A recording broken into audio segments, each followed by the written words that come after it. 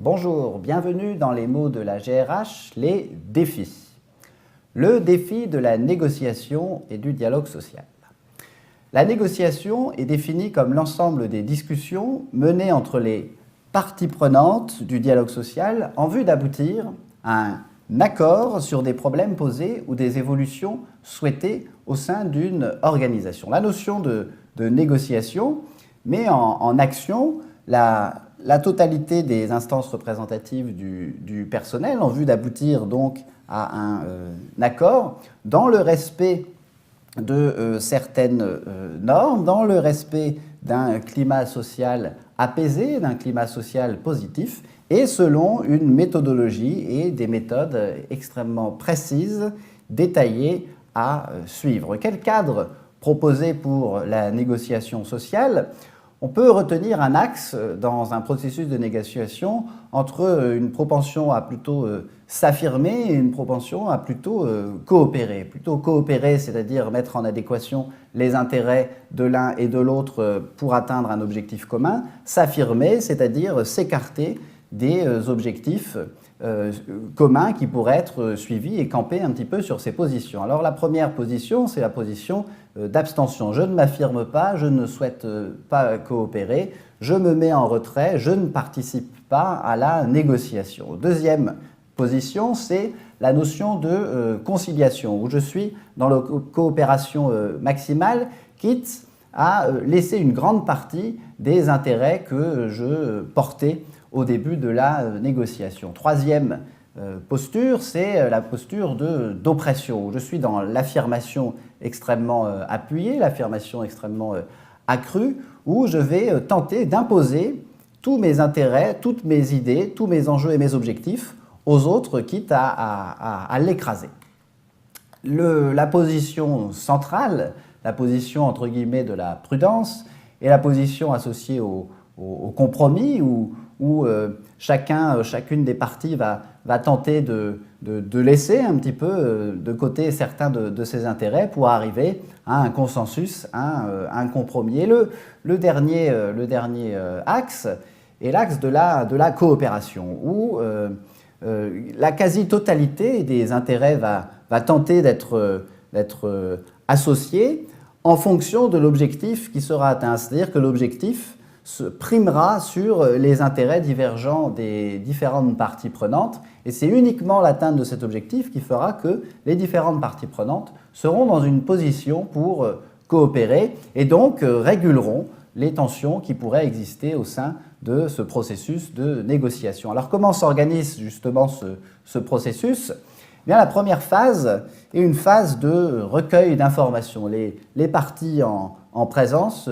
sont en collecte des informations pour sentir le terrain, essayer d'observer ce qu'il va se passer et surtout s'informer sur les tenants et les aboutissants associés aux enjeux de la négociation. Deuxièmement, les règles du jeu sont fixées de manière très explicite d'un point de vue méthodologique et ensuite, de manière implicite, des règles du jeu tacites se mettent en œuvre qu'il est important de décoder quand on est dans un processus de négociation. Troisièmement, des alliances se créent, des stratégies se mettent en place pour tenter d'arriver à ces fins et atteindre l'objectif que chaque partie se serait fixé. Et enfin, la dernière étape aboutit à cette notion d'accord, cette notion de compromis où on a réussi à conjuguer des intérêts communs par un objectif, ou si la négociation est un échec,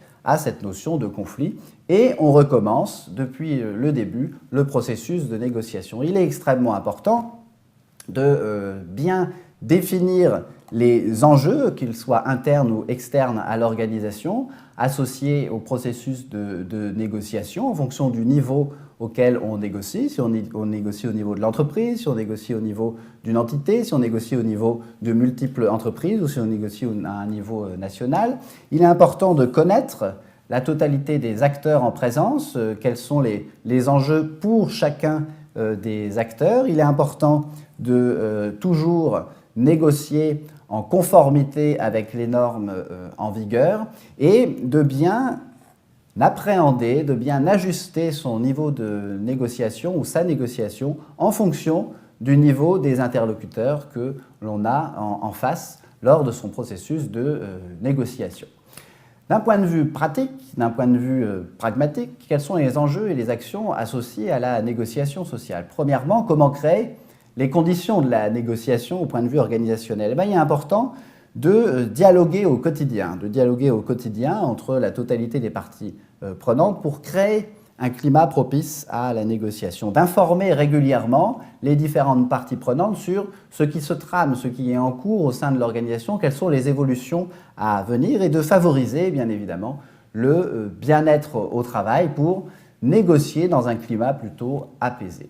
D'un point de vue managérial, comment soutenir les équipes dans un processus de négociation? Mais il est important de créer les conditions de la coopération, c'est-à-dire faire en sorte que l'objectif commun prime sur les difficultés internes ou les problématiques internes et de développer des compétences, donc sur l'onglet formation, développer des compétences de formation auprès du management et des équipes pour être en mesure de favoriser les meilleures conditions possibles associées à la négociation.